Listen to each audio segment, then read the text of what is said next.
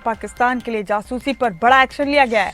जासूसी के आरोप में हिसार से यूट्यूबर को गिरफ्तार किया गया। ज्योति मल्होत्रा नाम की यूट्यूबर को अरेस्ट किया गया है। यूट्यूबर ज्योति मल्होत्रा समेत 6 लोगों को गिरफ्तार किया गया है।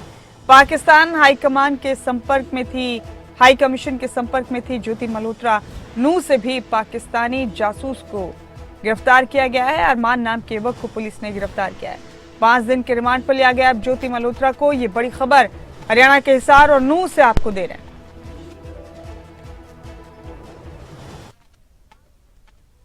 इस वक्त की बड़ी खबर आपको दे रहे हैं हिसार से। ज्योति मल्होत्रा नाम की यूट्यूबर को गिरफ्तार किया गया है। पाकिस्तान उच्चायोग के अधिकारी के संपर्क में थी ज्योति मल्होत्रा और बताया जा रहा है कि कई बार पाकिस्तान की यात्रा भी कर चुकी थी ज्योति मल्होत्रा। तो यूट्यूबर ज्योति मल्होत्रा को गिरफ्तार किया गया है। ये बड़ी जानकारी है, बड़ी खबर है आपके टीवी स्क्रीन पर। नूह से भी एक युवक अरमान को गिरफ्तार किया गया है। उस पर भी आरोप हैं पाकिस्तान के लिए जासूसी करने के। इस वक्त की बड़ी खबर है आपके टीवी स्क्रीन पर।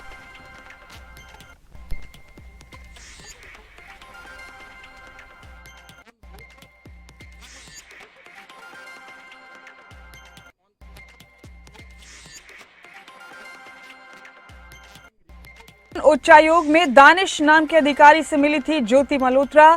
कहां से पाकिस्तानी जासूस गिरफ्तार हुए आपको बता रहे हैं। हिसार से ज्योति मल्होत्रा को गिरफ्तार किया गया। व्हाट्सएप, टेलीग्राम और स्नैपचैट के माध्यम से संपर्क में थी पाकिस्तानी उच्चायोग के अधिकारी के साथ। पानीपत से नौमान इलाही की गिरफ्तारी की गई है और उस पर भी पाकिस्तान को अहम जानकारी भेजने के आरोप। सोशल मीडिया का इस्तेमाल करता था नौमान इलाही। और कैथल से देवेंद्र सिंह की गिरफ्तारी की गई। कुल मिलाकर 6 लोगों को गिरफ्तार किया गया है। आईएसआई के संपर्क का आरोप है देवेंद्र सिंह पर। कैथल से देवेंद्र सिंह की गिरफ्तारी हुई है। करतारपुर कॉरिडोर के माध्यम से पाकिस्तान की यात्रा की है देवेंद्र सिंह ने, जिसे कैथल से गिरफ्तार किया गया। सेना से जुड़ी जानकारी उसने लीक की, इस तरह का आरोप है उस पर। और नूह से किया गया है। नगीना क्षेत्र के गांव से अरमान को गिरफ्तार। अरमान पर भी जासूसी के इल्जाम है। 2025 में डिफेंस एक्सपो की साइट तक का दौरा किया है अरमान ने। पाकिस्तानी एजेंट्स के निर्देश पर काम किया अरमान ने, इस तरह का आरोप है अरमान।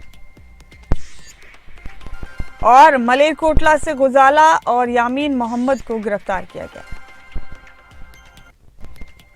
सेना की मूवमेंट की जानकारी पाकिस्तान को दी इन दोनों ने, ऐसे इन पर इल्जाम। गुजाला को 30,000 रुपए ऑनलाइन मिले थे।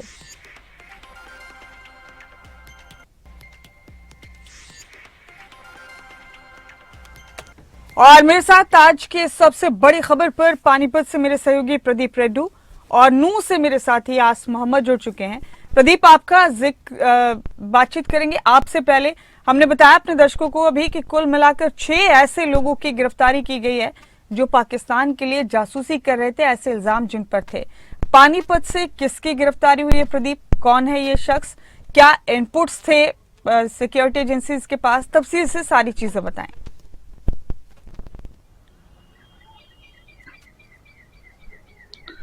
देखिए, पानीपत से सुरक्षा एजेंसियों द्वारा नौमान इलाही नाम के एक 25 साल के युवक को गिरफ्तार किया गया। मूल रूप से किराना का है, लेकिन अपनी बहन के पास यहाँ पर मनमोह नगर में रहता था। तो पुलिस ने जो एफआईआर दर्ज की है, पुलिस की एफआईआर के मुताबिक मुखबिर की सूचना पर इसे गिरफ्तार किया गया। किसी पुलिस के सोर्स ने पुलिस को जानकारी दी थी कि नौमान के पास करीब 4 से 5 सिम हैं और ये पाकिस्तान में लगातार बातचीत कर रहा है। उसके बाद दबिश देकर नौमान को गिरफ्तार किया गया और जब पूछताछ की गई तो नौमान ने काफी बड़े खुलासे किए हैं। और कल नौमान को उसके गांव कैराना में भी लेकर गई थी पुलिस, वहां पर भी फर्जी पासपोर्ट बरामद किए थे। तो नौमान ने जो पूछताछ में बताया, पुलिस की एफआईआर में जो रिपोर्ट है उसके मुताबिक नौमान को ये कहा गया था कि वो पानीपत रेलवे स्टेशन पर जाकर सेना की गतिविधियों की जानकारी दे। सेना की रशद पठानकोट, गुरदासपुर कहां पर जा रही है, ऐसी ट्रेनों पर नजर बनाए रखे और वहां से वीडियो भेजे। नौमान को एक वीडियो के जरिए करीब करीब 7 से 8 हजार रुपए दिए जाते थे। तो अकाउंट में ट्रांजैक्शन भी थी और जो नोमान है वो एक ऐप के जरिए लगातार पाकिस्तान को इंफॉर्मेशन दे रहा था। तो लगातार पूछताछ में काफी कुछ तथ्य पुलिस के हाथ लगे हैं, फर्जी पासपोर्ट और सबसे बड़ी बात है नोमान का पाकिस्तान में रिश्तेदारी भी है। उसकी बुआ मौसी और इकबाल काना नाम के शख्स से लगातार वो बातचीत कर रहा था। इकबाल काना जो है वो पाकिस्तान में रहता है और भारत विरोधी गतिविधियों में वो शामिल है, हथियारों की तस्करी करता है, आतंकवादियों को ट्रेनिंग देता है और फिदाइन हमले के लिए मशहूर माना जाता है। तो कहीं ना कहीं अब पुलिस को बड़ी सफलता है, जिस प्रकार से हरियाणा में दबिश देकर एक के बाद कई जासूस गिरफ्तार कर लिए है, बड़ी सफलता है।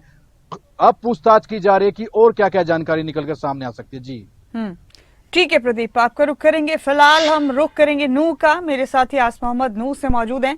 आस मोहम्मद, इस तरह की खबरों के बीच एक खबर नूह से भी आज सामने आई। अरमान नाम के एक युवक को पुलिस ने गिरफ्तार किया है। उस पर भी आरोप है कि उसने पाकिस्तान के लिए जासूसी की है। नगीना के गांव राजाका से उसका ताल्लुक बताया जा रहा है। आप बताइए आस मोहम्मद, अरमान के बारे में कहां से इत्तला मिली पुलिस को या सिक्योरिटी फोर्सेस को? उसकी गतिविधियां क्यों संदिग्ध लगी?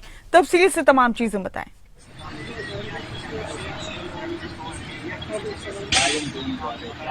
जी मुमताज, मेवात में ये एक बहुत ही गंभीर मामला सामने आया है।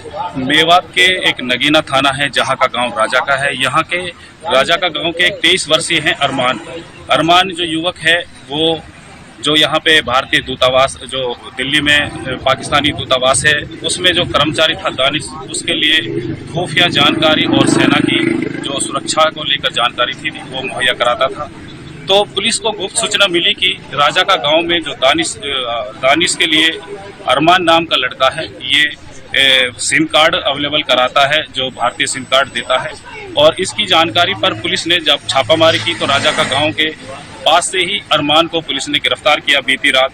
और आज अरमान को 6 दिन के रिमांड पर अदालत ने, जब वहां अदालत में पेश किया गया तो अरमान को अदालत ने 6 दिन के पुलिस रिमांड पर दिया है। और पुलिस इस मामले में आगे जो इसमें सच्चाई है, क्या मामले हैं और उजागर करेगी, इसको पूरी तरह से खंगालने का काम करेगी। या इस मामले में कौन कौन संलिप्त हैं ये चीज जानकारी पुलिस इस मामले में गहनता से जांच करेगी। लेकिन मुमताज, अभी पुलिस ने मीडिया को इस जो पूरे मामले से दूर रखा हुआ है। सिर्फ जो थाना प्रभारी हैं, जहाँ पे परवीन है नगीना थाना प्रभारी, जब उनसे हमारी बात हुई तो उन्होंने इतना ही कहा कि पुलिस को 6 दिन का रिमांड मिला है। और अरमान जो है, जब यहाँ अरमान को अदालत से लाया गया थाने में तो मीडिया ने चोरी छुपके से उसके विजुअल बनाए, जो आप विजुअल दिख रहे हैं, जो ये वीडियो हैं, ये चोरी छुपके से मीडिया ने बनाए हैं। पूरी तरह मीडिया को यहाँ से दूर रखा जा रहा है और अभी पुलिस द्वारा ऐसी कोई जानकारी नहीं दी गई है और ना ही कोई बाइट दी गई है जिससे कुछ और जानकारी मीडिया को लग सके। लेकिन पुलिस ने इतना बताया है कि आरोपी जो अरमान है उसको खुफिया जानकारी और भारतीय जो सेना की जो जानकारी थी वो देने का काम दानिश को किया गया है, जो पाकिस्तानी दूतावास के कर्मचारी। जी मुमताज। जी आस मोहम्मद, आपने जिक्र किया कि अरमान था दानिश नाम के पाक उच्चायोग के अधिकारी के संपर्क में, और ये इत्तेफाक है या क्या कहें कि हिसार से ज्योति मल्होत्रा नाम की जिस लेडी यूट्यूबर की गिरफ्तारी हुई है वो भी पाक हाई कमीशन के अधिकारी दानिश के संपर्क में थी। देखते हैं कि अब इस सारे मामलात में आखिरकार इन्वेस्टिगेशन के बाद क्या निकलता है। हम आएंगे आपके पास। फिलहाल हम प्रदीप का रुख करेंगे एक बार फिर से। तो प्रदीप, अब आगे क्या कार्रवाई रहेगी? कितने दिन की रिमांड पानीपत से गिरफ्तार किए गए शख्स की ली है पुलिस ने? क्या लगता है कि किसी बड़े नेक्सस का खुलासा हो सकता है, बड़े नेटवर्क का खुलासा हो सकता है पूछताछ के बाद?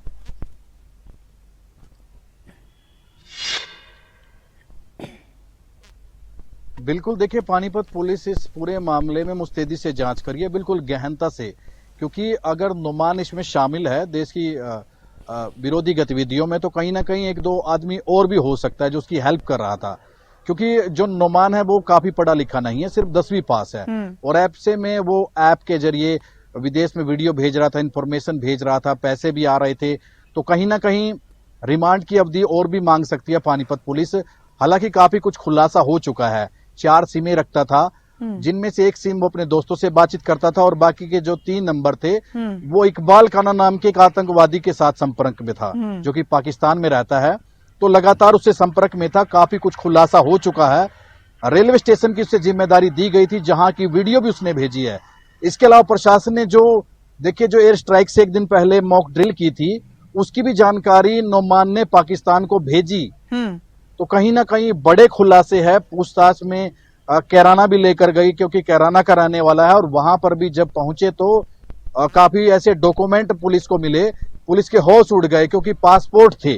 और आज हमने उनकी बहन से बातचीत की, उसने बताया कि नोमान की उम्र काफी कम थी जब वो पाकिस्तान गया था। नोमान का पाकिस्तान कनेक्शन इसलिए भी है क्योंकि उनकी मासी जो है फरजाना जी, मासी की शादी पाकिस्तान में हुई थी, तो वो मासी के पास बचपन में गया था, शायद तब से वो वहां पर प्रभावित हुआ, और उसके बाद से लगातार वो टच में था और देश विरोधी गतिविधियों में शामिल हो गया। जी ठीक है प्रदीप, आपका बेहद शुक्रिया इस अहम जानकारी के लिए।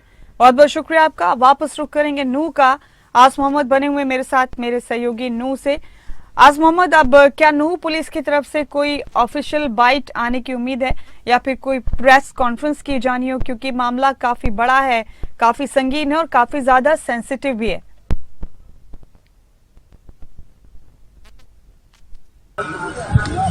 जी मुमताज, इस मामले को लेकर जब पुलिस की तरफ से कोई बयान आए, इसको लेकर उच्च अधिकारियों के जो पुलिस के उच्च अधिकारी हैं उनसे बात करने की कोशिश की गई है, लेकिन किसी भी कर्मचारी से बात नहीं हो पाई है और कोई भी इस मामले को लेकर बात करने को तैयार नहीं है। चाहे वो जिला नूह पुलिस के पीआरओ की बात हो या दूसरे कर्मचारियों अधिकारियों की बात हो, इस मामले में लेकर कोई भी कुछ भी कहने से परहेज कर रहा है। और रही बात इसकी जो जानकारी मिली है कि जो ये अरमान था 2023 से खुफिया जानकारी जो देने का काम करता था, और इसके लिए यहाँ पे जो गुप्त सूचना के आधार पर ही इसको गिरफ्तार किया गया है। लेकिन अभी पुलिस के जो 6 दिनों का जो रिमांड है वो क्या है, उसमें क्या सामने आता है, ये मुमताज देखने वाली बात होंगी कि इसमें जो पुलिस क्या मीडिया को क्यों दूर बनाए हुए हैं मीडिया से, पुलिस इसके बारे में भी अभी कुछ पता नहीं है। क्या मामले इसमें जो क्या खुलने वाला है आगे, क्या कोई और भी संलिप्त है इस मामले में, ये आगे जांच का मामला है। जी मुमताज। मोहम्मद, आपका इस अहम जानकारी के लिए बहुत बहुत शुक्रिया। हिसार का रुख करेंगे अब। मेरे साथी कुलदीप मेरे साथ हिसार से बने हुए हैं। हिसार से कुलदीप, ज्योति मल्होत्रा नाम की यूट्यूबर को गिरफ्तार किया गया है और ज्योति के संपर्क बताए जा रहे हैं पाकिस्तान में कई लोगों से। वो भी पाकिस्तान हाई कमीशन के एक अधिकारी दानिश के संपर्क में थी। पाकिस्तान का दौरा भी ज्योति ने किया था। आप बताइए तफसील से, ज्योति मल्होत्रा के बारे में इनपुट्स कैसे मिले सिक्योरिटी एजेंसीज को या फिर हिसार पुलिस को? क्यों उसकी गतिविधियां संदिग्ध लगी, मुश्तबा लगी?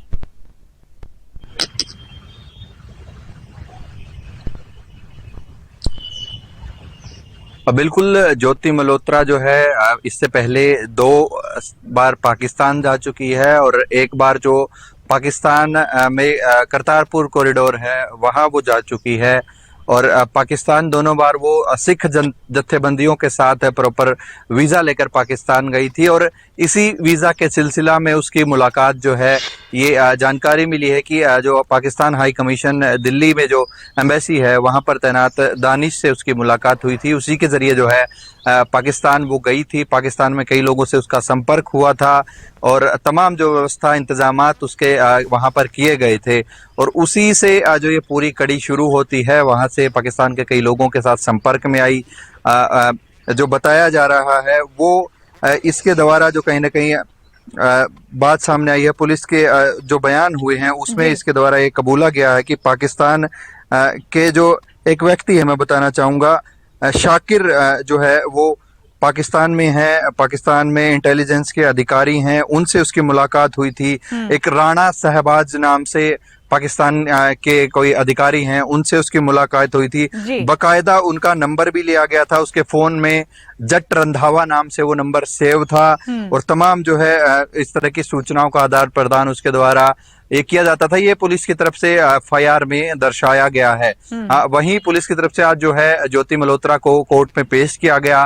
5 दिन के जो है पुलिस रिमांड पर लिया गया है। फिलहाल लगातार जो है पुलिस और सुरक्षा एजेंसी ज्योति मल्होत्रा से लगातार पूछताछ कर रही है कि किन जरियों के साथ वो पाकिस्तान से जुड़ी थी, किस तरीके से उससे संपर्क होता था, या तमाम जो जानकारियां उसकी तरफ से मुहैया करवाई गई थी वो क्या क्या चीजें थी, उन को लेकर लगातार पुलिस जो है पूछताछ कर रही है। उसके लैपटॉप, मोबाइल फोन, उसके घर वालों तक के भी मोबाइल फोन जो है पुलिस की तरफ से कब्जे में लिए गए हैं। जी तो कुलदीप, ज्योति के घर वालों से पुलिस की बातचीत हुई है, जाहिर सी बात है।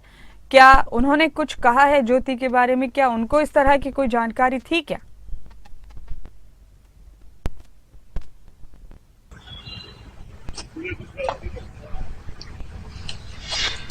बिल्कुल, परिवार के लोगों से हमने बातचीत की, उनके पिता से बातचीत की। उनका ये कहना कि उनकी बेटी जो है निर्दोष है, उसे जानबूझकर फंसाया जा रहा है। वो बिल्कुल तरीके से वीजा लगवाकर, बकायदा पुलिस इंक्वायरी हुई थी, इंटेलिजेंस ब्यूरो की इंक्वायरी हुई थी, बकायदा 2 पड़ोस के लोगों की जो है गवाही हुई थी, उसके बाद उसका पाकिस्तान का वीजा लगा था। और ऐसे जो है बातचीत में, जान पहचान में किसी से बात करने से वो जासूस थोड़े ना बन जाती है। ये तमाम बात उनके पिता की तरफ से कही गई है। कहा गया कि मेरी बेटी को फंसाया जा रहा है, वो पिता ने निर्दोष है। ये सब कहा है, तो उनकी बाइट भी हमारे पास, अपने दर्शकों को सुनाते हैं एक बारी ज्योति के पिता ने क्या कहा है, और फिर वापस आएंगे आपके पास। सुनाते हैं।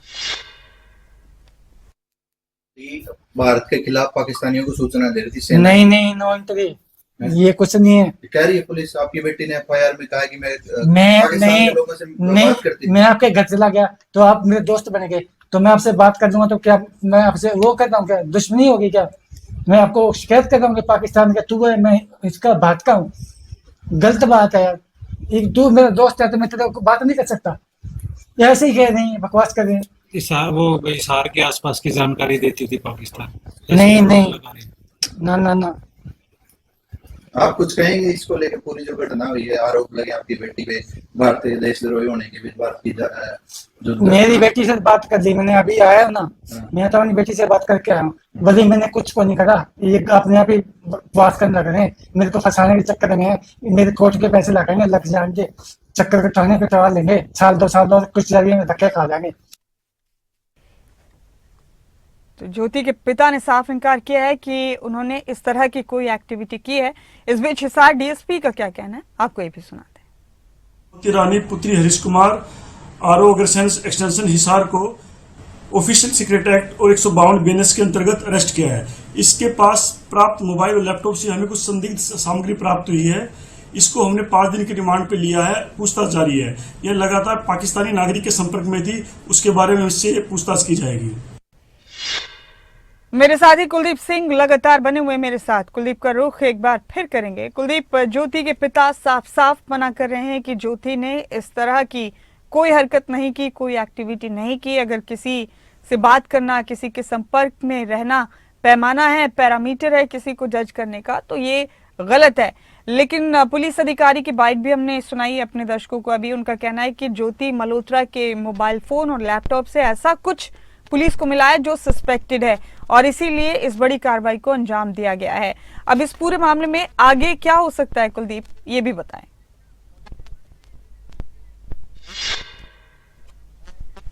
देखिए, पुलिस ज्योति के जो लैपटॉप हैं, मोबाइल फोन है, उनके घर वालों के मोबाइल है, उन तमाम चीजें जो है जिनसे संपर्क किया जा सकता है, कम्युनिकेशन एस्टेब्लिश किया जा सकता है, वो तमाम चीजें पुलिस की तरफ से अपने कब्जे में ली गई है। फिलहाल ज्योति को अदालत में पेश कर 5 दिन के पुलिस रिमांड पर लिया गया है। तो अब पुलिस उससे पूछताछ करेगी, उगलवाने की कोशिश करेगी कि किस तरीके से वो पाकिस्तान के लोगों के संपर्क में आई, कैसे उसको जो है उसको क्या उस के बदले दिया जाता था, उसकी तरफ से कौन कौन सी सूचनाएं जो है वो पाकिस्तानी लोगों को, पाकिस्तानी अधिकारियों को, पाकिस्तानी खुफिया एजेंसीज को दी गई है, किस तरीके से वो काम करती थी और कौन कौन जो है उसके संपर्क में था, कौन कौन लोग उसके साथ थे, उससे तमाम जो है इंफॉर्मेशन पुलिस इकट्ठा करेगी और बाकी जो इस कड़ी से जुड़े हुए हैं उनको भी जो है पुलिस धरने का कहीं ना कहीं प्रयास करेगी। जी तो कुलदीप, कुल मिलाकर 6 लोगों को गिरफ्तार किया गया है पाकिस्तान के लिए जासूसी के इल्जाम में। अब देखते हैं कि आगे कितने बड़े खुलासे इनसे बातचीत के बाद और इनसे सवाल जवाब के बाद होते हैं जो लोग गिरफ्तार किए गए। बहुत शुक्रिया कुलदीप आपका इस बेहद महत्वपूर्ण जानकारी के लिए।